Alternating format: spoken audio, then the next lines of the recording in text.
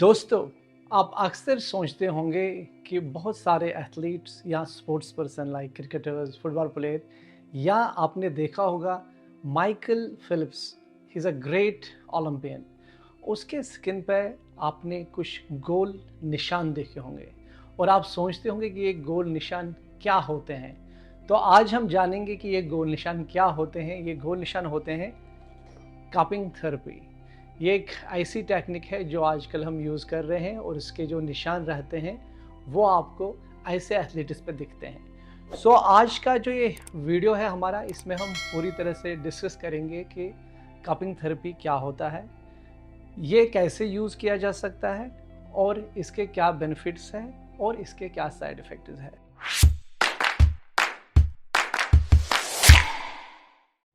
मैं आपके साथ फिर से doctor MR Zulfi, founder and director physio active Gurgaon, आपको आज बताऊंगा कि कपिंग थेरेपी क्या होती है।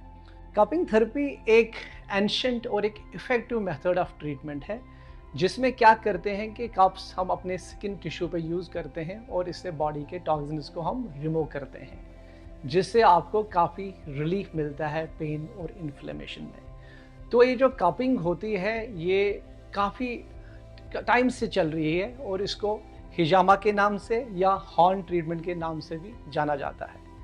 लेकिन आजकल जो कपिंग थेरेपी का जो ट्रेंड है वो डिफरेंट है और उसको हम अलग तरीके से यूज़ करते हैं और काफ़ी सोफिस्टिकेटेड वे में, और अंडर जो स्पेशल फिजियोथेरेपिस्ट होते हैं जो ट्रेन होते हैं वही इसका उपयोग करते हैं। सो कपिंग थेरेपी जो है इसके जो टाइप है, सबसे पहला टाइप है ड्राई कपिंग, जो कि आजकल किया जाता है। लेकिन अगर आप देखेंगे ये भी एक एंशिएंट और एक इफ़ेक्टिव मेथड था ट्रीटमेंट का, जिसमें क्या करते थे कि हम अपना एक फ्लेम क्रिएट करते थे कप में, जिसमें हम एक कॉटन का बॉल उसको भिगोते थे एक अल्कोहल में, सो दैट वो ऑक्सीजन को बाहर निकालें और एक वैक्यूम क्रिएट करें, जिससे हम इसका जो है इफ़ेक्ट उस पेशेंट के टिश्यूज़ पे लाते थे। और आजकल के टाइम में ये जो हमारा ये ड्राई जो कपिंग का जो तरीका है इसको हमने मॉडिफाई किया है। इसमें हम क्या करते हैं, हम इस तरह का एक कप यूज़ करते हैं और एक सक्शन गन यूज़ करते हैं। तो इसमें हम एक पेशेंट की प्रिपरेशन करके उसके जिस एरिया में टारगेट एरिया में हमने इसको यूज़ करना है उस टिश्यू को हम रेडी करके इसको थोड़ा सा ऑयल या कोई लोशन लगा के हम इस कप को वहाँ बिठा के इस गन की वजह से उसका जो सक्शन क्रिएट करते हैं, और सक्शन क्रिएट करने के बाद क्या होता है कि ये जो पेशेंट का जो टॉक्सिन्स होता है ये टॉक्सिन्स को रिमूव करने में काम करता है। दूसरा टाइप जो इसका है वो वेट जो आपका जो कपिंग है वो कहलाता है, और उसमें हम क्या करते हैं, हम ड्राई नीडलिंग या नीडल से एक लाइट पंक्चर करते हैं उस एरिया उस टिश्यू में पहले, और उसके बाद इस कप को हम उस पर यूज़ करते हैं। और जब हम उसको सक करते हैं तो जो ब्लड निकलता है वो ब्लड के थ्रू हम उसके जो टॉक्सिन्स को रिमूव करते हैं, और ये भी बहुत ही बढ़िया एक आपको पेन और इन्फ्लेमेशन में फ़ायदा करता है। और हमारा एक थर्ड टाइप भी है जिसको हम डायनामिक कपिंग कहते हैं। डायनामिक कपिंग हम मेजरली एथलीट्स में यूज़ करते हैं, जिससे हम फैशिया जो स्किन के नीचे एक फैशिया होता है उसको रिलैक्स करने के लिए काम आता है, और ये लिम्फेटिक ड्रेनेज में भी काम आता है। तो इसको भी हम बहुत ही सिंपल वे में अप्लाई करके सक्शन गन से लेके इसको सक करके वो वैक्यूम क्रिएट करता है और आपको वो रिलीफ मिलता है। तो ये आपको मैंने टाइप्स के बारे में बताया। नाउ मैं चाहूँगा कि आपको मैं अपने दर्शकों को ये बताऊँ कि इसके क्या बेनिफिट्स होते हैं। So dry cupping, wet cupping या डायनामिक कपिंग, इनके रिसर्च पे काम हो रहा है और भी बहुत सारी कंडीशंस में शायद ये काम कर सकता है, लेकिन फ़िलहाल के तौर पे ये कुछ कंडीशंस में बहुत ही कारआमद साबित हुआ है। वो कंडीशंस क्या है? अर्थराइट्स जैसे कि ऑस्टियोआर्थराइटिस, रिमेटॉइड अर्थराइट्स जैसे कि आपका कार्पल टंडन सिंड्रोम, कुछ टेंडनोपैथीज़ में स्पोर्ट्स पीपल में हम काफ़ी इसका उपयोग करते हैं, और हम इसको हेडेक या माइग्रेन में भी काफ़ी यूज़ करते हैं। और यहाँ तक कि नहीं, इसके और भी बेनिफिट्स हैं, जैसे कि यह आपकी पेन और इन्फ्लेमेशन कम करता है, या आपकी ब्लड सर्कुलेशन को इम्प्रूव करता है, या आपकी मसल टाइटनेस को कम करता है, और ये आपकी जॉइंट मोबिलिटी को एनहेंस करता है। और मैं कुछ और भी बेनिफिट इसके ऐड करना चाहूँगा, जैसे कि कोई भी नेक पेन, बैक पेन, आपकी लोअर बैक पेन हो, नी पेन हो, शोल्डर पेन हो, एल्बो पेन हो, ये किसी भी तरह के पेन में हम इसको यूज़ कर सकते हैं।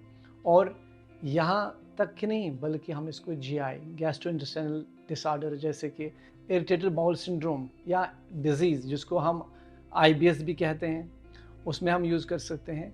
और हम इसको कुछ अस्थमा या अदर जो लंग इश्यूज़ या ब्रीदिंग इश्यूज़ होते हैं उसमें यूज़ कर सकते हैं, क्योंकि उसमें इसका रोल क्या होता है कि ये जो कंजेशंस जो बनी होती है लंग में, उसको ये मोबिलाइज़ करने में हेल्प करता है, so that we can excrete it easily. तो ये इसके बेनिफिट्स हैं। तो दोस्तों, जब हम बेनिफिट्स की बात कर रहे हैं, आपके माइंड में, आपके दिमाग में ये बात भी बन रही होगी कि बेनिफिट तो हैं बहुत सारे, तो इसके कहीं साइड इफ़ेक्ट्स तो नहीं हैं। हाँ, हर चीज़ के जैसे साइड इफ़ेक्ट होते हैं हर टेक्निक के, इसके भी साइड इफ़ेक्ट हैं, लेकिन इसके साइड इफ़ेक्ट बहुत ही मिनिमल और बहुत ही कम है। तो इसका सबसे पहला साइड इफ़ेक्ट ये है कि जब भी आप इस टेक्निक को यूज़ करते हो तो आपको एक सर्कल सा एक मार्क रह सकता है, या आपके कलर में एक डिस्कलरेशन हो सकती है, मतलब आपका जो स्किन की जो कलर है वो ब्लैक हो सकती है, जो 2-3 हफ्ते में अपने आप ठीक होता है। या आपके जो जब आप यूज़ करते हो, कुछ लोगों में हमने देखा है कि डिजीनेस या ब्रूजिंग भी हो सकती है, ब्लिस्टर हो सकता है। और जो सबसे इम्पॉर्टेंट जो इसका जो साइड इफ़ेक्ट है जो आपको जानना है, वो इन्फेक्शन है। तो कभी कभार कुछ लोगों में इन्फेक्शन करता है।